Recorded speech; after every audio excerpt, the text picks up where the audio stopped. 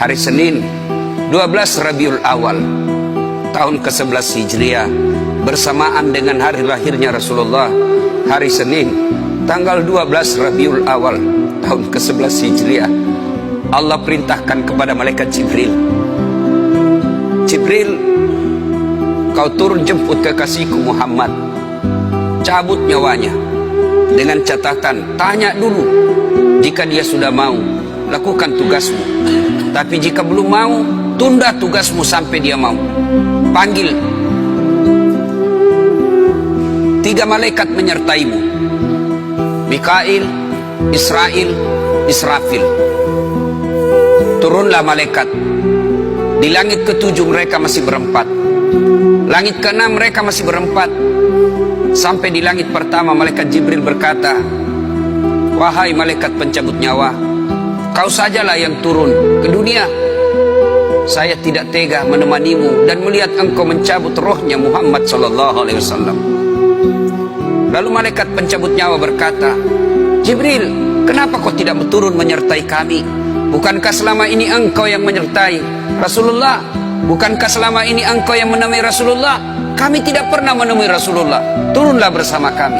Jibril berkata, maafkan saya tidak betul-betul tidak mampu melihat engkau mencabut rohnya Rasulullah. Turunlah 4 malaikat ini. Lalu malaikat mengetuk pintu Rasulullah, ketuk rumah Rasulullah. Assalamualaikum warahmatullahi wabarakatuh ya Rasulullah. Nabi dalam rumah menjawabnya, waalaikumsalam warahmatullahi wabarakatuh. Fatimah membuka pintu, ternyata tidak ada orang di depan pintu. Rasulullah lalu bersabda, sudah ada di samping saya. Malaikat pencabut nyawa berkata, ya Muhammad, hari ini aku diperintah Allah untuk mencabut ruhmu. Menurutmu bagaimana? Rasulullah menjawabnya, wahai malaikat, 24 nabi dan rasul senior saya, 24 nabi dan rasul pendahulu saya, setelah mereka melaksanakan tugas, mereka pun menghadap kepada Allah. Hari ini saya siap menghadap, tapi saya lihat ini ada keanehan. Apa ya Rasulullah? Mana malaikat Jibril? Kok tidak ada di antara kalian? Mana sahabat saya? Mana Jibril? Malaikat pencabut nyawa berkata, Jibril menunggu di atas langit, dia tidak datang untuk menyertai kami. Lalu Nabi perintahkan, kau panggil dulu. Ada perkara yang penting yang ingin saya tanyakan kepada Jibril. Setelah itu saya siap menghadap kepada Allah. Naiklah malaikat pencabut nyawa dan berkata kepada Jibril, ya Jibril, engkau dicari sahabatmu, turunlah engkau menyertai kami.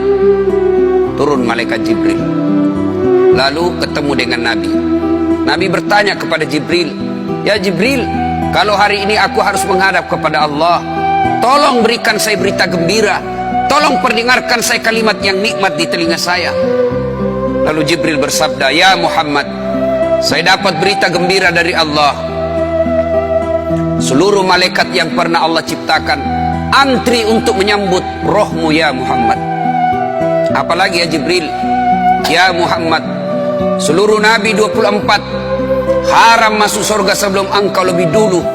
Meskipun engkau nabi paling terakhir, tapi Allah memberikan garansi dan jaminan, haram seluruh nabi dan rasul masuk ke dalam surga sebelum engkau lebih dulu ya Muhammad.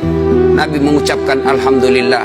Apalagi ya Jibril, ya Muhammad, jika engkau punya dosa dan kesalahan, Allah telah mengampuni dosa dan kesalahanmu. Nabi bersabda alhamdulillah. Tapi ya Jibril, itu kan saya, itu diri saya. Ya Jibril, saya tidak cemas soal diri saya tidak ragu soal diri saya. Yang saya cemaskan umatku ya Jibril. Bagaimana umatku sepeninggal aku kelak? Subhanallah, Nabi tidak mencemaskan anaknya, Nabi tidak mencemaskan istri beliau, Nabi tidak mencemaskan keluarga beliau. Yang beliau cemaskan umatku ya Jibril. Jibril lalu berkata, baiklah kalau begitu ya Muhammad, nantikan saya. Jibril lalu menghadap kepada Allah. Selang beberapa saat muncul kembali dan berkata, ya Muhammad, aku telah mendapat berita gembira dari Allah. Meskipun engkau sudah tidak di tengah-tengah mereka, meskipun engkau sudah tidak berada di tengah umatmu, selama umatmu berpegang kepada Quran dan Sunnah, mereka akan selamat dunia sampai di akhirat. Mendengar ini Rasulullah lalu tersenyum dan berkata, Alhamdulillah, segala puji bagi Allah. Malaikat pencabut nyawa, silahkan laksanakan tugasmu. Jibril mundur, majulah malaikat pencabut nyawa melaksanakan tugas dan berkata, kalau bahasa kita, ya Muhammad, maafkan saya, saya tidak mampu melakukan ini, tapi ini perintah dari Allah. Lalu Nabi bersabda, laksanakan tugasmu, saya pun siap melakukannya. Mundur malaikat Jibril, majulah malaikat pencabut nyawa melaksanakan tugasnya. Keluar rohnya Rasulullah, perlahan-perlahan meninggalkan telapak kaki Rasulullah. Telapak kaki Rasulullah menggigil naik ke atas betis Rasulullah, naik ke paha Rasulullah, sampai ke perut. Bercucuran keringat Rasulullah, keluar keringat Rasulullah di wajah Rasulullah. Malaikat Jibril lalu berpaling.